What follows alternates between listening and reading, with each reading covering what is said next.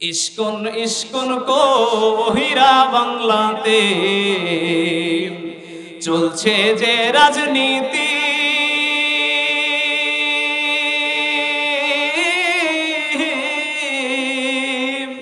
খবর নিয়া দেখ বন্ধুরে সব হাসিনার শয়তানি রে। কথা বলেন ঠিক কিনা? ওরে বুবু তোমার জালায় মরি রে, ওরে বুবু তোমার জালায় মরি রে। ইস্কন ইস্কন কহিরা বাংলাতে চলছে যে রাজনীতি,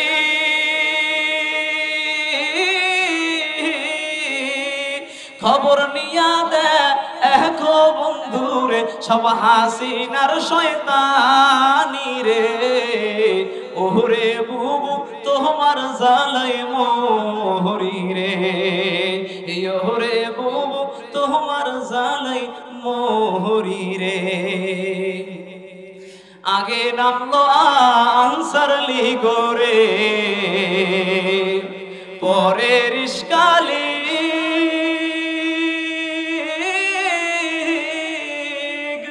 তারপরে দেবা আহার বাসিরে হইয়া উদ্বিগ রে। ওরে বুবু তোমার জালাই মরি রে, ওরে বুবু তোমার জালাই মরি রে। আরো কত রূপ আছে রে বুবু আমার জানা নাই,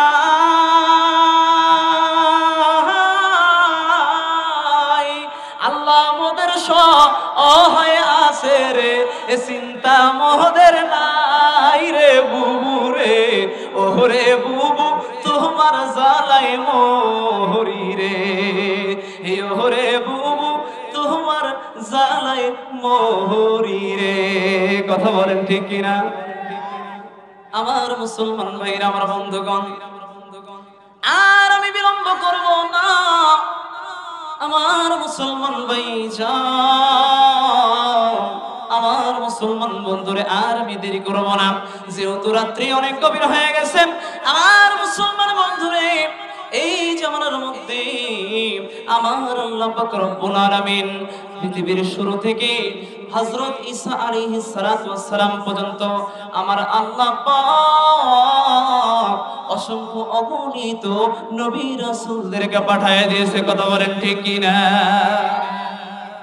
আমার মুসলমান বন্ধুগণ, আল্লাহ পাক রব্বুল আলামিন ওই রূহের জগতে আপনার আমার সমস্ত রূহগুলোকে একত্রিত করিয়া আপনার আমার আল্লাহ সমস্ত রূহগুলোকে একত্রিত করিয়া প্রশ্ন করেছিলেন, আনাস্তু বিরাব্বিকুম। আমার আল্লাহ পাক বলছিলেন, আমার বান্দারা, ও সমস্ত রূহগুলো, আমি কি তোমাদের রব নই? সেই দিন আমরা সমস্ত রূহগুলো এক বাক্যে স্বীকার করেছিলাম, ক্বালু বালা, হে আমাদের রব, হে আমাদের ইলাহ, হে আমাদের প্রভু, আপনি আমাদের রব, আপনি আমাদের ইলাহ, আপনি ছাড়া কোনো রব নাই, আপনি ছাড়া কোনো ইলাহ নাই, এই কোনো মাবুদ নেই, কোনো মাশুক নেই। কিন্তু মুসলমান ভাইরা আমার, দুনিয়ার মধ্যে আসার পর আপনি আমি সেই আল্লাহকে ভুলে গেছি, সেই রবকে ভুলে গেছি, দিনকে ভুলে গেছি, সেই রবকে ভুলিয়া, সেই দিনকে ভুলিয়া আপনি আমি বিভিন্ন নানা মত নানা পথের মধ্যে ব্যস্ত হয়ে গেছি। কিন্তু মুসলমান বন্ধুরে, আপনার আমার আল্লাহ আপনাকে আমাকে কিন্তু ভরে নাই। ঠিক না? আমার মুসলমান বন্ধুরে, আমার আল্লাহ পাক রব্বুল আলামিন রাসূল সাল্লাল্লাহু আলাইহি ওয়াসাল্লাম, আল্লাহ পাক রব্বুল আলামিন যখন নূর নবীকে পাঠিয়ে দিলেন, আমার নূর নবী আসার আগে ঈসা আলাইহিস সালাতু ওয়াস সালামকে আল্লাহ রব্বুল আলামিন উঠায় নেওয়ার পরে যেই যুগটা ছিল এই যুগটা ছিল অন্ধকারের যুগ। এই যুগটার মধ্যে কেউ বা গাছের পূজা, কেউ বা মাছের পূজা, কেউ বা বিভিন্ন দেবদেবীর পূজা নিয়ে ব্যস্ত হয়ে গেছে। এমন একটা সময়ে আমার আল্লাহ পাক রব্বুল আলামিন দুনিয়ার মধ্যে দুইটা নূর নামক জিনিস পাঠিয়ে দিয়েছে। জোরে কোন সুবহানাল্লাহ। এই দুইটা জিনিসের মধ্যে এক নম্বর জিনিস হলো আমার নবী মুহাম্মদুর রাসূলুল্লাহ, সকলে বলি সাল্লাল্লাহু আলাইহি ওয়াসাল্লাম। আর দ্বিতীয় নাম্বার হলো আল্লাহর কোরআন।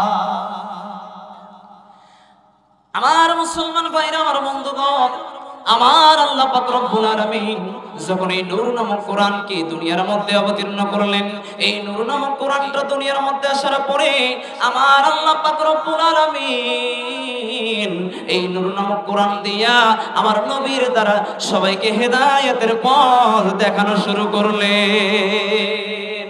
আমার নবী দুনিয়ার মধ্যে রহমত স্বরূপ আসেন। কি স্বরূপ? কি স্বরূপ? কি স্বরূপ? রহমাতুল লিল আলামিন নবী, রহমাতুল লিল আলামিন নবী, কোরআনে প্রমাণ আশিক বিনে কে বুঝিবে ওই আমার দয়ার নবীর মান। উম্মত বিনে কে বুঝিবে ওই আমার দয়ার নবীর শান। নবী আমার মদিনার বুলবুল,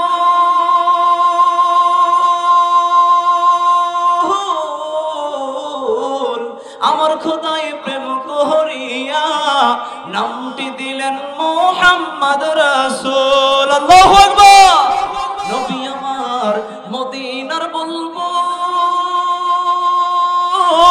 আমার খোদাই ভালোবেসে নামটি দিলেন হাবিবে রাসূল। সেই নবীর দুঃখ দিলে, সেই নবীর ভুল বুঝিলে থাকবে না ঈমান। আশিক বিনে কে বুঝিবে ওই আমার দয়ার নবীর শান। উম্মত বিনে কে বুঝিবে ওই আমার দয়ার নবীর মান। জোরে কোন মারহাবা, আর জোরে বলেন মারহাবা। আমার মুসলমান ভাইজান, ও আমার বন্ধুরে, আর বিলম্ব করব না। আমার মুসলমান ভাইজান, আমার আল্লাহ পাক রব্বুল আলামিন কোরআনুল কারীমের মধ্যে আমার আল্লাহ পাক রব্বুল আলামিন ডাক দিয়ে বলে আল আসর, সময়ের কসম, কালের কসম, ইন্নাল ইনসানা লাফি খুসর, সমস্ত মানুষেরা ক্ষতির মধ্যে আছে। জোরে বলেন কিসের মধ্যে আছে? কিসের মধ্যে? যদি ক্ষতির মধ্যে না থাকতো বলেন তো ভাইজান, বলেন তো। আমি আসছি একজন মানুষ মেহমান কুষ্টিয়া থেকে, বলেন ভাইজান এই এলাকার মধ্যে অনেক মানুষ আছে। ও আমার মুসলমান ভাইজান, ও আমার মুসলমান বন্ধুরে, একটা রাত্রি কি ঘুমটা একটু না পারলে হয় না? দুইটা একটা ঘন্টা আল্লাহর কোরআনের জন্য কি একটা দেওয়া যায় না? আমার মুসলমান বন্ধুরে, এই জন্য অনুরোধ করে বলতেছি ভাইজান, এই মাইকের শব্দ যত দূর যায় আপনারা আর বিলম্ব করবেন না, তাড়াতাড়ি একটু আমার মাহফিলের প্যান্ডেলে বসে যান। আমার মুসলমান বন্ধুগণ, আমার মুসলমান ভাইরা রে, আমার আল্লাহ পাক রব্বুল আলামিন বললেন ইন্নাল ইনসানা লাফি খুসর, সমস্ত মানুষেরা ক্ষতির মধ্যে আছে। আমার মুসলমান বন্ধুরে, এরপর আল্লাহ রব্বুল আলামিন বলেন ইল্লাল্লাযিনা আমানু। আল্লাহ পাক রব্বুল আলামিন এখানে চারটা গুণের ব্যক্তির কথা বলেছেন। এই চারটা গুণের ব্যক্তি ব্যতীত সমস্ত মানুষেরা ক্ষতির মধ্যে রয়েছে। কথা বলেন ঠিক কিনা? এক নম্বর হলো আমার আল্লাহ পাক রব্বুল আলামিন বলে ইল্লাল্লাযিনা আমানু, ওই ব্যক্তিটা যিনি কিনা ঈমান আনছে। যিনি কিনা কি আনছে? আমার মুসলমান বন্ধুরে, যিনি ঈমান আনছেন, ঈমানের সংজ্ঞা আমি দুই ভাবে দিয়ে থাকি। একটা হলো প্রকাশ্য ঈমানদার, আর একটা হলো মুখে বলে ঈমানদার কিন্তু কাজে কর্মে মিল নাই। এমন মানুষ আছে না নাই? আছে না নাই? আমার মুসলমান বন্ধুরে, মুখে বলে ঈমানদার কিন্তু ব্যবসায় যাইয়া ওজনের মধ্যে কম দেয়। মুখে বলে ইমানদার, কিন্তু চাকরিতে যাইয়া ঘুষের টাকা নেয়। মুখে বলে ইমানদার, মুখের মধ্যে আছে দাড়ি, কিন্তু তবুও সুদের টাকা খায়। মুখে বলে ইমানদার, মুখের মধ্যে দাড়ি আছে, মাথার মধ্যে টুপি আছে, কিন্তু তবুও যাইয়া ওই মানুষের জমির আলের মধ্যে আল একটু বেশি করে কাটে। এমন ইমানদারের সংখ্যা আমাদের এই হাবেল দেওয়ানির সরে আছে না নাই? এত দুঃখ রাখবো কোথায়, রাখার জায়গা নাই ভাইরে। এত দুঃখ রাখবো কোথায়, রাখার জায়গা নাই। আমাদেরই কপালেতে শান্তি বুঝি নাই ভাইরে, আমাদেরই কপালেতে শান্তি বুঝি নাই। 5 ওয়াক্ত নামাজ পড়ে কপালে তার দাগ, মক্কায় যায় নামের আগে বসে হাসি সাপ। ঠিক না বলে? 5 ওয়াক্ত নামাজ পড়ে কপালে তার দাগ, মক্কায় যায় নামের আগে বসে হাজি সাহেব।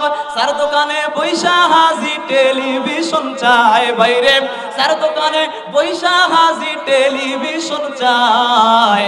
হিন্দি গানের তালে তালে পা দুটি নাচায়।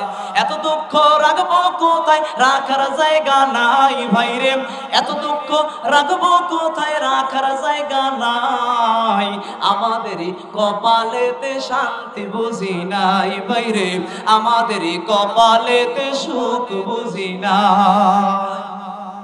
সুদে ঘুষে জীবন কাটে করে দুর্নীতি, এমন লোক হয় যদি মসজিদের সভাপতি। সুদে ঘুষে জীবন কাটে করে দুর্নীতি, এমন লোক হয় যদি মসজিদের সভাপতি। উচিত কথা বলতে গেলে মোল্লার চাকরি নাই ভাইরে, সত্য কথা কইতে গেলে হুজুরের চাকরি নাই। আমাদেরই কপালেতে শান্তি বুঝি নাই ভাইরে, আমাদেরই কপালেতে সুখ বুঝি নাই। বড় ছোট নাই ভেদাভেদ, নাই রে সম্মান, বাবার সমান মুরব্বিকে করছে অপমান। ঠিক না বলে? 10 বছরের পোলায় যদি সামনে বিড়ি খায় ভাইরে, 10 বছরের পোলায় যদি সামনে বিড়ি খায়, আমাদেরই কপালেতে শান্তি বুঝি নাই বাবা, আমাদেরই কপালেতে সুখ বুঝি নাই। কথা বলেন ঠিক কিনা?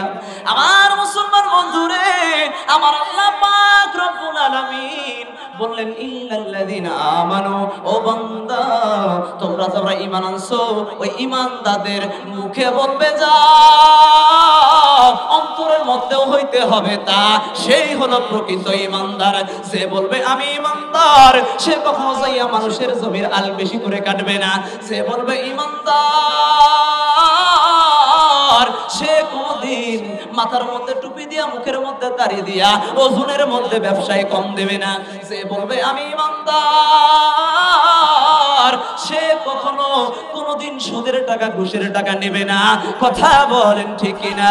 এতে করে বোঝা গেল মুসলমান আমাদের সমাজের মধ্যে টুপিওয়ালা আছে, দাড়িওয়ালা আছে, কিন্তু সবাই ঈমানদার না, ঈমানদার না। কথা বলেন ঠিক কিনা? আমার মুসলমান বন্ধুরে, যে কথাটা আমি বলতেছি, সবাই এই জন্য ঈমানদার না। আমরা যদি ঈমানদার হতে চাই, আমাদের মুখ দিয়ে যেটা বলবো, আমাদের অন্তর দ্বারাও সেটা স্বীকার করতে হবে, মানতে হবে। তাহলে আমি হব প্রকৃত ঈমানদার। আর দ্বিতীয় নাম্বার হলো ওয়া আমিলুস সলিহা। ওয়া আমিলুস সলিহা, আমলে সলিহাটা কি? আমলে সলিহা হলো ওই জিনিস, আল্লাহর জমিনে আল্লাহর দিনটা কিভাবে কায়েম করা যায়, এই অন্তরের মধ্যে শ্রেষ্ঠ ফিকির আমার অন্তরের মধ্যে থাকতে হবে। কথা বলেন ঠিক কিনা? আমি বলি আমি আমলে সলিহা করি, আমি নামাজ পড়ি, রোজা করি, আমি হজ করি, যাকাত দেই, কিন্তু মুসলমান বন্ধু রে, আমার অন্তর দ্বারা যদি বিশ্বাস না করি, আমার অন্তর দ্বারা যদি আমি আল্লাহর জমিনে আল্লাহর দ্বীনটা কায়েম হোক, এই চেষ্টা যদি আমার অন্তরের মধ্যে না থাকে, ও মুসলমান, আল্লাহর জবান, আমি আল্লাহর দরবারে, আল্লাহর কাল কিয়ামতের কঠিন হাসরের ময়দানে আপনি ইমানদার বলে আল্লাহর দরবারে স্বীকৃতি পাবেন না। কথা বলেন ঠিক কিনা? এই জন্য 2 নাম্বার হলো আমলে সলিহা। আল্লাহর জমিনে আল্লাহর দ্বীনটা কিভাবে কায়েম হয়, এই চেষ্টা ফিকির আমার অন্তরের মধ্যে থাকতে হবে। কথা বলেন ঠিক কিনা? 3 নাম্বার হলো ওয়াতাওয়াসাউ বিল হক। হকের পথে থাকতে হবে, সত্যের পথে থাকতে হবে, সত্য কথা বলতে হবে, সত্যের দিকে ভোট দিতে হবে। আমার মুসলমান ভাইজান, হকের পথে যদি থাকতে চান, বলেন তো ঈমানের পথ নরম না শক্ত? নরম না শক্ত? শক্ত। ঈমানের পথ কাঁটায় বিছানো, ফুল বিছানো নয়। কথা বলে ঠিক কিনা? ঈমানের পথ কাঁটায় বিছানো, ফুল বিছানো নয়। ঈমানের পথটা হলো কাঁটায় বিছানো। যখন আপনি হকের পথে থাকবেন, যখন আপনি সত্যের পথে থাকবেন, সত্যের দিকে টানবেন, মুসলমান ভাইজান, একটা ভাব সম্প্রসারের মধ্যে পড়েছিলাম, কাটা হেরি খান্ত কেন কোমল তুলিতে, দুঃখ বিনা সুখ আসে কি মোহিতে। অনেকে পড়ছেন, কাটাহেরি খান্ত কেমন কোন তুলিতে, দুঃখ বিনা সুখ আসে কি মোহিতে। যদি আপনি পদ্ম ফুল তুলতে চান, কাটার হান আপনাকে খাওয়াই লাগবে। কথা বলেন ঠিক কিনা? পদ্ম ফুল তুলতে গেলে, জানেন আপনারা, পদ্ম ফুল তুলতে গেলে কাটার হান খাওয়া লাগে। এখন কেউ পদ্ম ফুল তুলতে গেছে, যাওয়ার পরে দেখছে কাটার ভয়ে ফিরে আসছে। জীবনে কি পদ্ম ফুল হাতে আসবে? আসবে? পদ্ম ফুল যদি হাতে নিতে চান, কাটার হান আপনাকে খাওয়াই লাগবে। আর যে ব্যক্তিটা কাটার হান ভয় করবে না, পদ্ম ফুলের দিকে হাত বাড়াবে, অবশ্যই অবশ্যই পদ্ম ফুল তার হাতের মধ্যে আসবে। কথা বলেন ঠিক কিনা? আর যে কাটার ভয়ে চলে আসবে, জীবনে কোশ্চিন কালেও তার হাতের মধ্যে পদ্ম ফুল আসবে না। আমার মুসলমান বন্ধুরে, ও আমার মুসলমান ভাইজান, ও আমার হাবেল দেওয়ানির চরের বাবাজিরা রে, একটু গভীর মনোযোগ দিয়ে শুনবেন। আপনি আমি যদি ওই ইসলামটাকে মানতে চাই, আপনি আমি যদি ইসলামের হক পথটাকে অবলম্বন করতে চাই, তাহলে আপনার আমার ওই কাটার মতো, আপনার আমার সমাজের লোক, আপনার আমার রাষ্ট্রের লোক, আপনার আমার পাড়ার লোক, মহল্লার লোক, বাড়ির লোক, বিভিন্ন ধরনের লোকজন আমাদের সম্মুখে কাটার মতো হয়ে দাঁড়াইয়া যাবে। ঠিক কিনা? কাটার মতো হয়ে দাঁড়াইয়া যাবে। ওই কাটাগুলোকে যদি ভয় করি আপনি আমি ওই ইসলামের পথ থেকে, দ্বীনের পথ থেকে সরে যাই, বলেন তো আমরা কি তাহলে ইসলামকে কায়েম করতে পারবো? পারবো? ইসলামকে যদি কায়েম করতে হয়, ইসলামকে যদি প্রতিষ্ঠিত করতে হয়, এই রকম কাটার হান আমাদেরকে খাইতেই হবে, খাইতেই হবে, খাইতে হবে। কথা বলেন ঠিক কিনা? আমার মুসলমান বন্ধুরে, এই জন্য মুসলমান বন্ধু, কাটার হান সাহাবীরা কেমন ভাবে খাইছে। একজন সাহাবীর নাম হযরত ওমর রাদিয়াল্লাহু তাআলা। নাম শুনছেন তো? আগে শুনছেন? আমার মুসলমান বন্ধুরে, ইসলামের দ্বিতীয় খলিফা হযরত ওমর রাদিয়াল্লাহু তাআলা। এই ওমর রাদিয়াল্লাহু তাআলা এর জামানায় হযরত ওমর রাদিয়াল্লাহু তাআলা হিমসের গভর্নর হিসেবে একজন ব্যক্তিকে পাঠিয়ে দিলেন। তার নাম হলো সাইদ বিন আমির রাদিয়াল্লাহু তাআলা। এই সাইদ বিন আমির রাদিয়াল্লাহু তাআলা যখন হিমসের গভর্নর হিসেবে পাঠিয়ে দেওয়া হয়, আমার মুসলমান ভাইজান, 6 মাস যেতে না যেতে ওই হিমসের একটা মোটা অঙ্কের জনগণ চলে আসলেন। আসার পর ওই সাইদ বিন আমির রাদিয়াল্লাহু তাআলা এর কাছে এসে বলতেছে, সাইদ বিন আমির, তোমার বিরুদ্ধে 4টা অভিযোগ আমাদের আছে। এই 4টা অভিযোগ আমরা আর কোথাও দেব না। এই 4টা অভিযোগ আমরা হযরত ওমর রাদিয়াল্লাহু তাআলা এর কাছে দেব। জোরে কাল সুবহানাল্লাহ।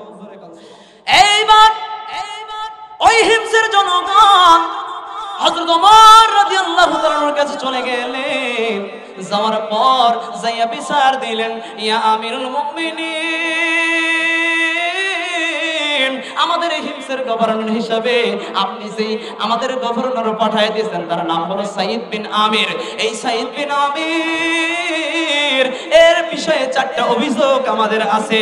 আমাদের 1 নাম্বার অভিযোগ হলো এই সাইদ বিন আমির প্রতিদিন অফিসে যাওয়ার সময় দেরি করে যায়, অফিসে যাওয়ার সময় দেরি করে যায়। আর 2য় নাম্বার অভিযোগ হলো এই সাইদ বিন আমির সপ্তাহের মধ্যে একদিন অফিসের মধ্যে আসে না। একদিন কি আসে না? অফিসের মধ্যে আসে না। 3য় নাম্বার অভিযোগ হলো এই সাইদ বিন আমির যদি সন্ধ্যার সময় তার বাড়িতে যাওয়া হয়, রাত্রি বেলায় বাড়িতে যাওয়া হয়, এই সাইদ বিন আমির যে দরজা লাগায় দেয়, 1000 বার দরজা লক করলেও এই সাইদ বিন আমির আর দরজা খোলে না। কয়টা হলো? 3টা।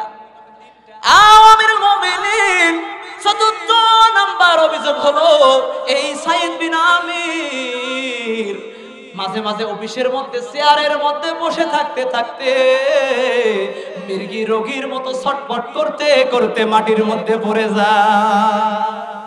মির্গি রোগীর মতো ছটফট করতে করতে কই পড়ে? মাটির মধ্যে পড়ে যায়। হযরতে আমির মুমিনিন হযরতে ওমর আর দেরি করলেন না, সাইদ বিন আমিরের কাছে খবর পাঠিয়ে দিলেন, ও সাইদ বিন আমির আর দেরি করো না, তাড়াতাড়ি মদিনায় চলে আসো। সাইদ বিন আমির মদিনায় চলে আসলো। আসার পর এইবার সামনাসামনি বসতে হযরত ওমর আর সাইদ বিন আমির। এইবার হযরত ওমর ডাক দিয়ে কয়, সাইদ বিন আমির রে, অনেক আশা ভরসা করিয়া তোমাকে হিমসের গভর্নর হিসেবে পাঠাইছি, কিন্তু সাইদ বিন আমির 6 মাসও এখনো হয় নাই, তোমার বিরুদ্ধে হিমসের জনগণ 4টা বড় বড় অভিযোগ নিয়ে আসছে। 1 নাম্বার অভিযোগ হলো তুমি নাকি প্রতিদিন অফিসের মধ্যে দেরি করে যাও। আর 2য় নাম্বার অভিযোগ হলো তুমি নাকি সপ্তাহের মধ্যে একদিন অফিসের মধ্যে যাও না। আর 3য় নাম্বার অভিযোগ হলো তুমি নাকি সন্ধ্যার পর দরজা লক করলেও আর দরজা খোলো না। 4র্থ নাম্বার অভিযোগ হলো তুমি নাকি মাঝে মাঝে চেয়ার থেকে অজ্ঞান হয়ে পড়ে যাও। এইবার সাইদ বিন আমির হযরত আমিরুল মুমিনিন যে 4টা অভিযোগ আমার জনগণ করেছে, এই 4টা অভিযোগই সত্য, কিন্তু এই 4টা অভিযোগের কারণ আমার ওমরের কাছে, আমি আবু সাইদ বিন আমিরের কাছে জানা আছে। এটাও তেমন সত্য যেমন তারা অভিযোগ করেছে। এই অভিযোগের কারণগুলো আমি সাইদ বিন আমিরের কাছে যথাযথ রয়েছে। এইবার হযরতে ওমর ডাক দিয়ে বললেন, আবু সাইদ বিন আমির রে, 1 নাম্বার অভিযোগ হলো তুমি নাকি প্রতিদিন অফিসের মধ্যে দেরি করে যাও। সাইদ বিন আমির বলে, আমিরুল মুমিনিন, আমি একজন হিমসের গভর্নর হতে পারি, কিন্তু সাইদ বিন আমির ডাক দিয়ে বলে, ওমর ও খলিফাতুল মুসলিমিন, আমি একজন হিমসের বড় গভর্নর হতে পারি, কিন্তু আপনি জানেন না আমার বাড়ির মধ্যে কোনো কাজের লোক নাই, কোনো চাকর নাই। আমিরুল মুমিনিন, প্রতিদিন আমার স্ত্রীকে সাহায্য করি, আমার স্ত্রী যখন রান্না করে একটু রান্নায় সাহায্য করি, আমার স্ত্রী যখন কাপড় কাচে একটু কাপড় কাচাতে সাহায্য করি। আল্লাহ পাক রব্বুল আলামিন আমাকে অনেকগুলো সন্তান আদি দান করেছে, ওই সন্তানগুলোকে একটু নিয়ে থাকি, আমার স্ত্রী সংসারের কাজ করে, যার কারণে প্রতিদিন আমার অফিসের মধ্যে যাইতে দেরি হয়। এইবার সাইদ বিন আমির ডাক দিয়ে বলে, আমিরুল মুমিনিন, 2য় নম্বর অভিযোগ বলেন। এইবার আমিরুল মুমিনিন হযরত ওমর বলে, তোমার 2য় নম্বর অভিযোগ হলো তুমি নাকি সপ্তাহের মধ্যে একদিন অফিসের মধ্যে যাও না। সপ্তাহের মধ্যে একদিন অফিসের মধ্যে যাও না, এর কারণ কি? এইবার হযরতে সাইদ বিন আমির ডাক দিয়ে কয়, আমিরুল মুমিনিন, আপনি একজন খলিফাতুল মুসলিমিন হওয়ার পরেও যেমন সাধারণ জীবন যাপন করেন, আমি সাইদ বিন আমির হিমসের গভর্নর হতে পারি, কিন্তু আপনার মতো আমিও সাধারণ জীবন যাপন করি। এই যে আমার গায়ের মধ্যে একটা জুব্বা দেখতেছেন আমিরুল মুমিনিন, আল্লাহর কসম করে বলি আমার বাড়ির মধ্যে আর কোনো জুব্বা নাই, একটাই জুব্বা। জোরে বলেন না সুবহানাল্লাহ। একজন গভর্নর, তার পোশাক কয়টা? একটা। কয়টা জুব্বা? ইয়া আমিরুল মুমিনিন, সপ্তাহের 6টা দিন আমি ওই পোশাকটা পরিধান করি। আর আল্লাহর নবী সাল্লাল্লাহু আলাইহি সাল্লাম বলেছেন, ওহে উম্মতের দল, তোমরা যখন জুমার দিন জুমার নামাজের জন্য যাইবা তখন উত্তম পোশাক পরিধান করে যাইবা। কথা বলেন ঠিক কিনা? এটা নবী বলছে কিনা? বলছে। এইবার বলে আমিরুল মুমিনিন, আমার নবীর ভাষ্য অনুযায়ী 6টা দিন আমি ওই জুব্বাটা পরি। 7ম দিন শুক্রবারের দিন আমি ওই জুব্বাটা ফজরের নামাজ পড়ে ধুয়ে দেই। এই জন্য আমি ওই শুক্রবারের দিন অফিসের মধ্যে যাইতে পারি না। এইবার আমিরুল মুমিনিন হযরত ওমর চিন্তা করে, হারে এত একজন ভালো লোক, কিভাবে আমি তাকে ডাকি? এত একজন ভালো লোক, কিভাবে আমি তাকে প্রশ্ন করব? এইবার হযরত ওমর 3য় নাম্বার প্রশ্ন করলেন, সাইদ বিন আমির রে, তোমার বিরুদ্ধে 3য় নাম্বার অভিযোগ হলো, সাইদ বিন আমির রে, তুমি নাকি এরকম ভাবে মাগরিবের নামাজের সময় যে বাড়ির মধ্যে চলে যাও আর তোমার জনগণ যে রাত্রিবেলা লক করলে আর তুমি দরজা খোলো না, ব্যাপারটা কি? এইবার হযরত সাইদ বিন আমির ডাক দিয়ে কয়, আমিরুল মুমিনিন, খলিফাতুল মুসলিমিন, সারাদিন আমি আমার জনগণকে সময় দেই, সারাদিন আমি আমার জনগণের পিছনে থাকি, বাড়ির মধ্যে যাওয়ার সময় পাই না। সন্ধ্যার সময় একটু বাড়ির মধ্যে চলে যাই, যাওয়ার পরে আল্লাহ পাক রব্বুল আলামিন আমাকে কিছু সন্তান দান করেছে কয়েকটা। এই সন্তানগুলোকে একটু দ্বীনি শিক্ষা দেই, তরবিয়ত শিক্ষা দেই, কোরআন হাদিসের শিক্ষা দেই, দেওয়ার কারণে আমি আর দরজা খুলতে পারি না। ইয়া আমিরুল মুমিনিন, শুধু তাই নয়, আমি সারাটা দিন আমার আল্লাহর সঙ্গে একাকিত্বভাবে সময় কাটানোর সময় পাই না, যার কারণে এশার নামাজ পড়িয়া সামান্য খাবার খাইয়া আমি ওই আল্লাহর ধ্যানে মগ্নে ওই জায়নামাজের উপর নামাজ শুরু করে দেই। সারা রাত্রটা আমি ওই নফল নামাজ পড়িয়া আমার আল্লাহকে একটু সময় দেওয়ার চেষ্টা করি, যার কারণে আমি ওই জনগণ আসলে আমাকে ডাকলে আমি নামাজের মধ্যে ব্যস্ত থাকার কারণে আর দরজা খুলতে পারি না। সুবহানাল্লাহ। আমার মুসলমান বন্ধুরে, এইবার হযরত ওমর ডাক দিয়ে বললেন, সাইদ বিন আমির রে, তোমার বিরুদ্ধে 4র্থ নাম্বার যে অভিযোগটা আছে, তুমি নাকি মাঝে মাঝে অফিসের মধ্যে যখন চলে যাও, অফিসের মধ্যে চলে যাওয়ার পরে মাঝে মাঝে তুমি অজ্ঞান হয়ে যাও, মাঝে মাঝে মৃগী রোগীর মতো ছটফট করতে থাকো। ও আমি সাইদ বিন আমির, এই কারণটা তোমার কেন হয় এটা বলো। এইবার সাইদ বিন আমির ডাক দিয়ে বলে, আমিরুল মুমিনিন, আমি যে কারণটার কারণে ছটফট করে মৃগী রোগীর মতো ছটফট করতে থাকি, পড়ে যাই চেয়ার থেকে, ও আমিরুল মুমিনিন, এই কারণটা যদি আপনার সামনে হইতো, এই দৃশ্যটা যদি আপনি নিজের চোখে দেখতেন, আমার থেকেও বেশি ছটফট আপনি নিজে করতেন। জোরে কোন সুবহানাল্লাহ। আমি যে ছটফট করি, যে কারণটার কারণে আমি চেয়ার থেকে পড়িয়া ছটফট করি, আমিরুল মুমিনিন, এই দৃশ্য যদি আপনার চোখে আপনি দেখতেন, আপনি আমার থেকে বেশি ছটফট করতেন।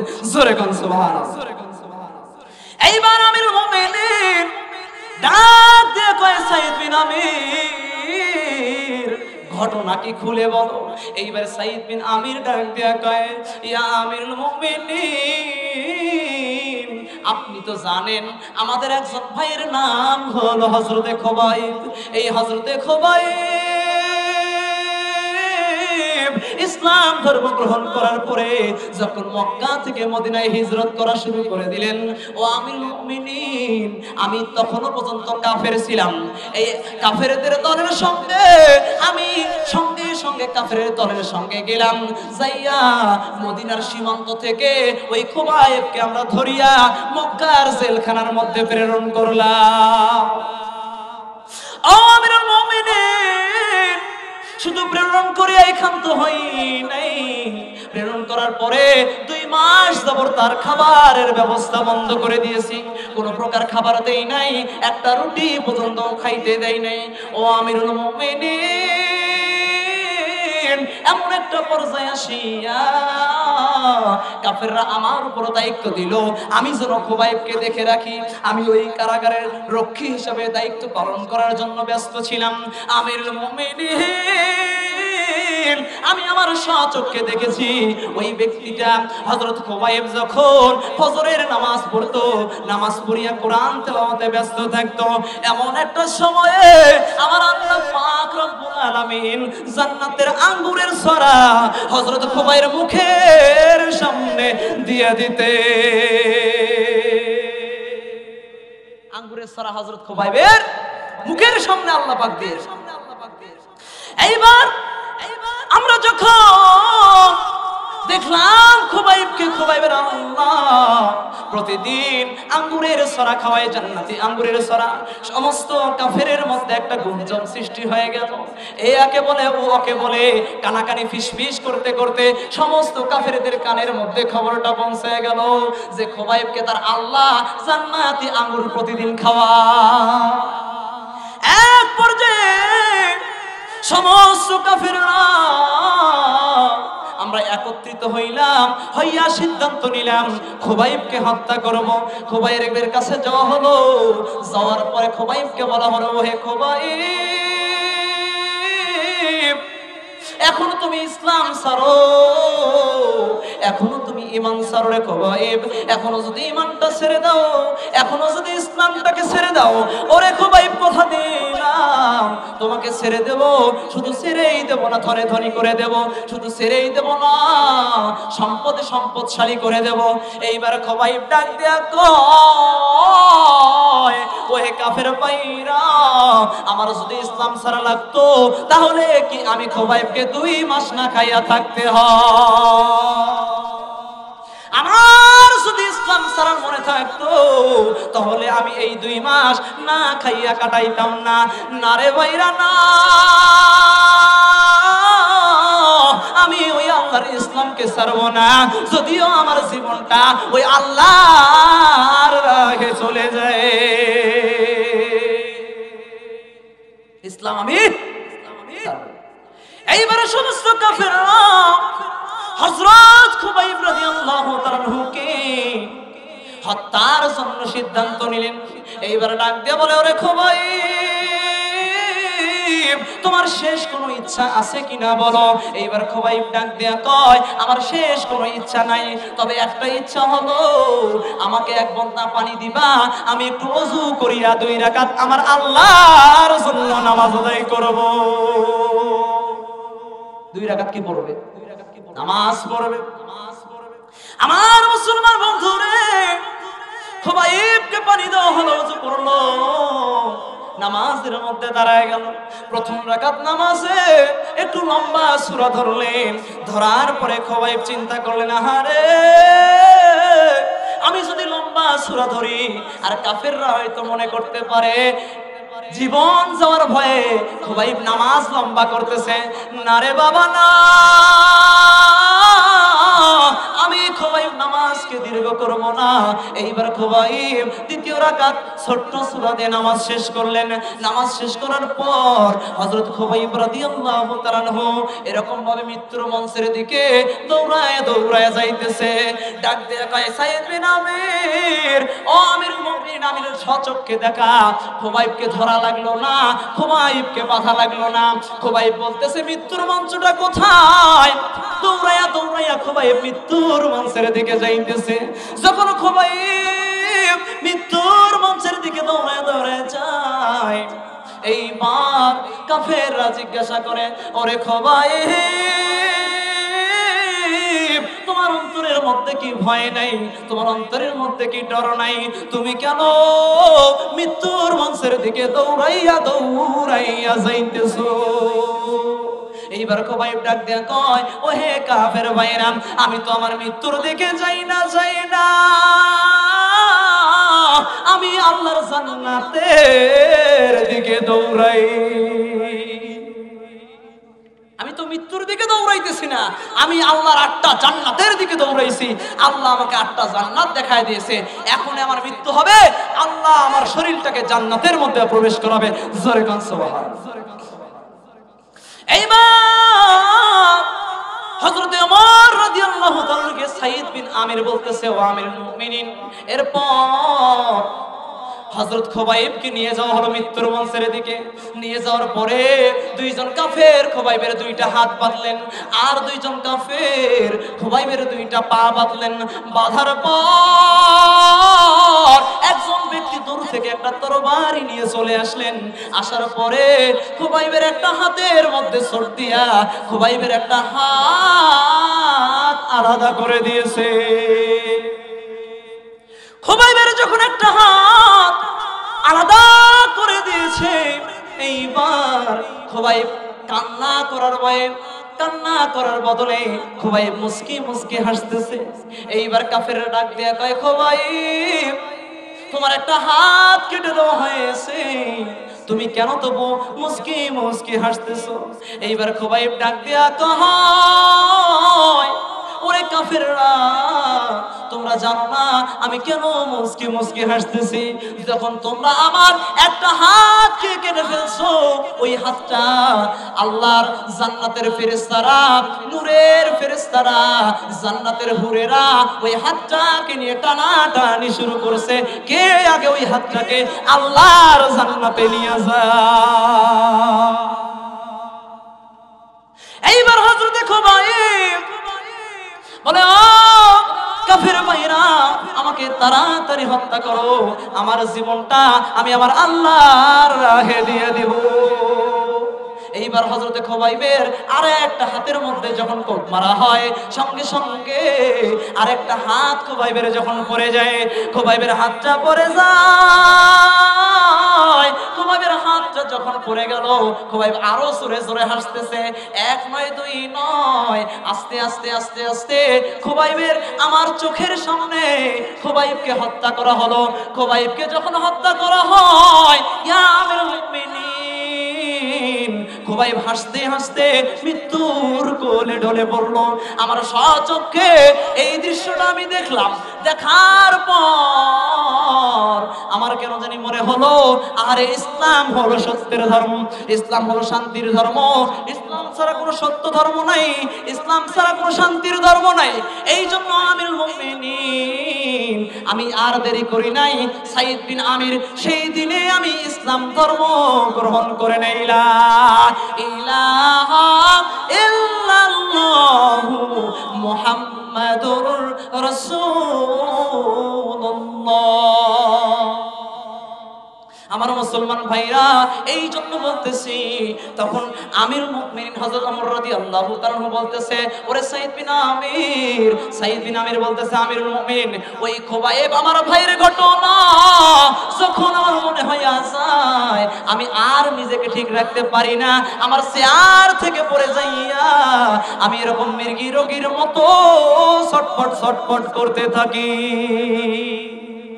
আমার মুসলমান ভাইরা, এই জন্য হকের পথ অনেক কঠিন, অনেক কঠিন। হকের পথটা যদি আপনি ধরে রাখেন, হয়তো আপনাকে ফাঁসির কাছে উঠতে হবে, হয়তো আপনাকে জেল জরিমানা খাইতে হবে, হয়তো আপনাকে বিভিন্ন জুলুম নির্যাতনের শিকার হইতে হবে, কিন্তু মুসলমান যদি হকের পথটাকে ধরে রাখেন, যদি ওই সময় সবর করতে পারেন, ওয়াতাওয়াসাউ বিস-সাবর, আল্লাহ পাক রব্বুল আলামিন পরের আয়াতে বললেন, ওয়াতাওয়াসাউ বিস-সাবর, যদি তুমি ওই বিপদের সময়ে, ওই মুসিবতের সময়ে ধৈর্য ধারণ করতে পারো, আল্লাহ পাকের 8টা জান্নাত তোমার জন্য রেডি হয়ে থাকবে। কথা বলেন ঠিক কিনা? এই জন্য মুসলমান ভাইরা আমার, আল্লাহ পাক রব্বুল আলামিন আমাদের সকলকে যেন ওই 8টা জান্নাতের অধিকারী বানায়। সকলে বলেন আমিন, আরো জোরে বলেন আমিন।